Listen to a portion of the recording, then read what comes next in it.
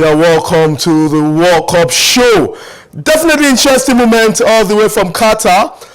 Interesting also is that Senegal has won the first team for Africa. The first win for Africa in the 2022 World Cup in Qatar is by the Senegalese when they defeated the host nation. Yes, waiting for us all the way from Qatar is our very good veteran sport journalist, Jide Alaka. Jide, hello, sir.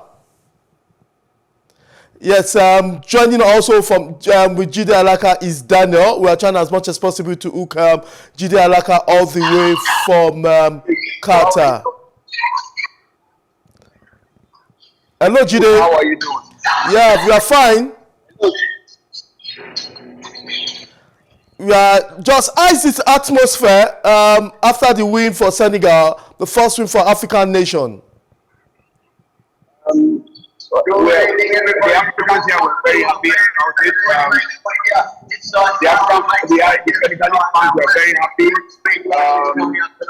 Even though some of us were not too convinced about the play or how the goals were scored, we are just happy that Africa had the first win. I'm sorry about the noise. It's 90 minutes to kick off at the Outlet Stadium where England is meeting the US. 2-0 victory over Wales. I'm sure Jide is live in Qatar. Yeah, Jide. Okay, now let me start with your. How is the win for African nation in Qatar? How was that win for Senegal? It was a great win. It was a great win. No matter how we came, we're happy that Africa has first win in Qatar. Unfortunately, it was against the hosts who have now been eliminated from the open tournament. But for Africa, it's a great thing, and we hope that all the other 4 teams can do it from there. Okay, now let's look at it also. What do you think are the chances after that win? Do you think we should be expecting more wins from the African side? I wouldn't say that, Shitu. From what we have seen here, unless the African teams improve on taking their chances in the third, yes, they are creating chances, but they are not taking it. So we just pray that they can improve their shot taking. Let them not be fidgety in the third. Let them take shots. There's no sure goal. I think what African nations have been trying to do is score a sure goal here in Qatar. But if you don't buy a ticket, you cannot win the lottery. You need to shoot more when in sight of goals. Do you think after this World Cup, Qatar will also be reckoned as a footballing nation because they've spent so much for this event? What do you think would be the benefit for those living in Qatar and for the citizens of that nation after the World Cup? Well, they've spent so much money, and one of the things we are seeing is the infrastructure development. The country is a huge construction site, and they are still doing it. So basically, I know that I think there are plans to welcome more immigrants into the country because there's enough space and there's enough money. As you speak to us, they are Asian champions. Okay. As Asian champions, so I think their football will go from there. Okay. As you speak to us now, what match is going on right now in Qatar? What match? Because we are what match is going on as you speak to us? Ecuador Netherlands happening right now. I don't know the score. I think it was 1-1 the last time I checked. But here in our base, we are waiting for the huge match between England and the US. That is an interesting game. Jide, what do you expect from two brothers, some say that cousins, who have so much in common in this game? USA against England. People are pointing that England perhaps might take the day. From the crowds and people around you there, what's the atmosphere like? Do you think it's going to be an all-England affair, or we see an upset from the USA side? Right now, the stadium is just filling up. Like you can see, I'm trying to show you. The stadium is just filling up. There is not many spectators inside the stand yet. It's just 90 minutes to the beginning of the match. So the atmosphere is losing outside. They said they are brothers, but for 90 minutes it's not better to stay. So I expect England to still win, but I expect also that the US to give them the outside. Now let's take our mind back to yesterday's game. Jide, really appreciate your concern on this. The match between Ghana and Portugal, some said rather that the penalty wasn't a penalty. Some said it was. Give us an overview, including the penalty incident of that match yesterday. As I know you've been following football for a long time, and the point is, these superstars don't think it's a penalty. If I was Messi in that same situation, they would have called it a penalty. It is called a restitutional thing. So it goes with the top. You see it in every aspect of football all over the world. So whilst I will say it's a top penalty, and one of my colleagues told me there's nothing to penalty. It's either a penalty or it's not. So we will have our different views, but I don't want us to get emotional about it. This has happened before, and it will continue to happen. Okay, to continue to happen. And do you think Nigerians over there? How do you feel about the fact that our country, Nigeria, is not in the World Cup? Have you seen any signposts or anything that indicates that Nigeria is not at the World Cup? Sometimes we think of ourselves too highly of ourselves, more highly than we are supposed to. There's nobody here that is missing Nigeria. Nobody's missing Nigeria here in Qatar. All the nations that are here are well represented. So we should try next time to qualify for the USA. Nobody's missing Nigeria here. We have Burna Boy and all the rest playing in the stadiums across the world. So I don't think anybody's missing Nigeria. Okay, interesting. You've seen matches, and does what you see in Qatar now, does it mean I will have to leave now. My last question before we let you go. Okay, we have thank you very much, Jide. We have Daniel Ufomadu, who is a former player, but he loves football so well. Daniel, it's good to have you on the show. Okay, we are trying as much as possible to get Daniel back. We just spoke with Jide Alaka all the way from Qatar to really tell us what we have. But before we get back to Daniel, let's see some games that was played yesterday, and let's see how interesting is it to remind you that the World Cup in Qatar has been interesting.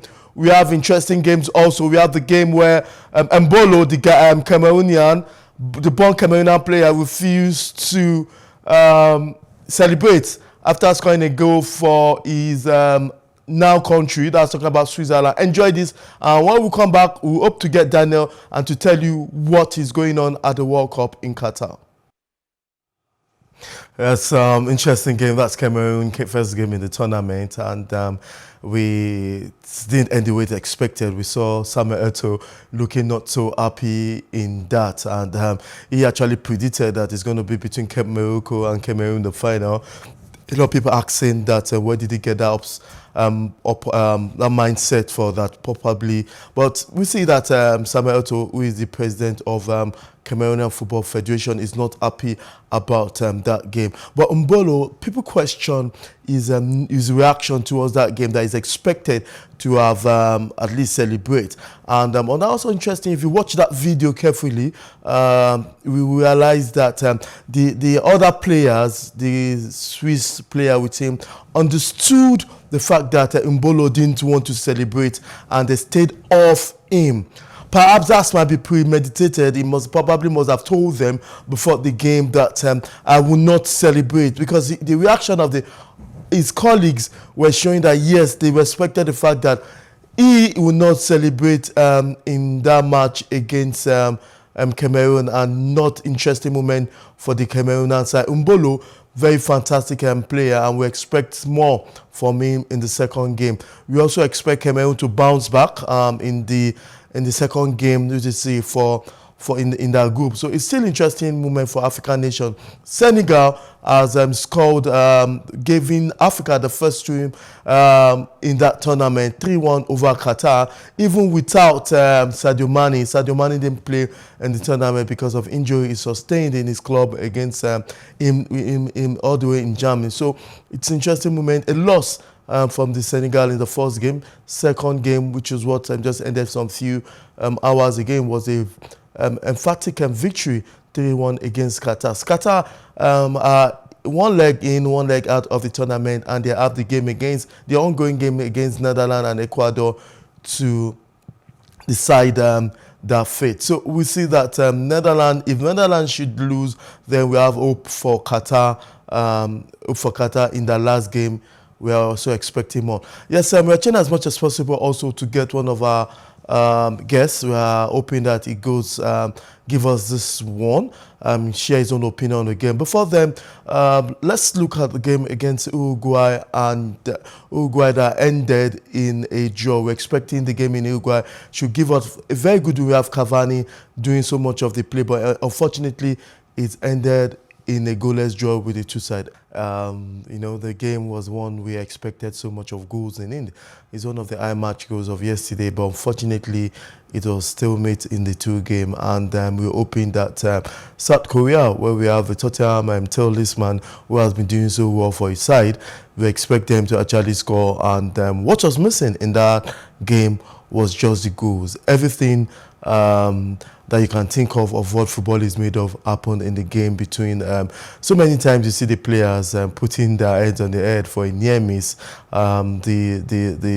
The sidebars were not so friendly also with Gidi Alaka all the way from Qatar. And interesting, one reason why you have to watch Plus Sport on this World Cup season and many more events coming. Gidi Alaka is an editor with Premium Times, and he gave us a view of the game. And the game we're about to watch before he had to leave us was the match between USA and England. And this is two nations that has done so much friendly. Some call them brothers, some call them cousins, but they have many foreign policy together. But today, they're going to put away those foreign policy. And for the first time, we've never heard the USA side and the England guys going to war.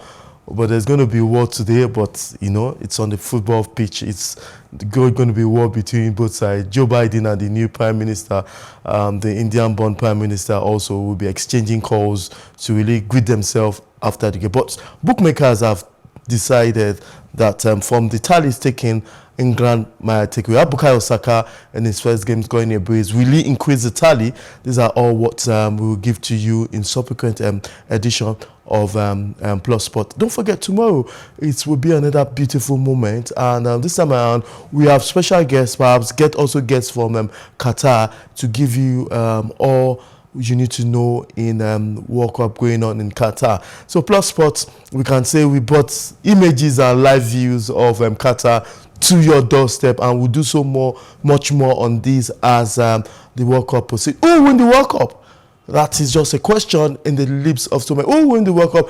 Which African bet team will do so well for the Asian best teams? What will we see in games against Saudi Arabia after the biggest upset in this World Cup against the Argentine side? We also have the Germans, also the Japanese upsetting. But that is just a game. What will happen on these games? All these are what we'll be giving you in subsequent edition of Plus Sport, especially the World Cup focus. And African team also have a segment to focus on all African teams. How can you rate the African teams at the World Cup? Cameroon lost their first game. Senegal lost their first game, but they won the second game against Qatar. We have Tunisia, Iran also. We also have the Moroccan side who also have been doing so well.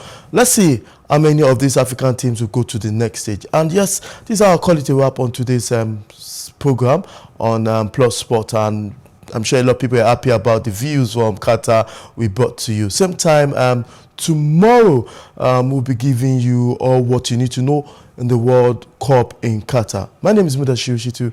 Thanks for watching, and bye for now.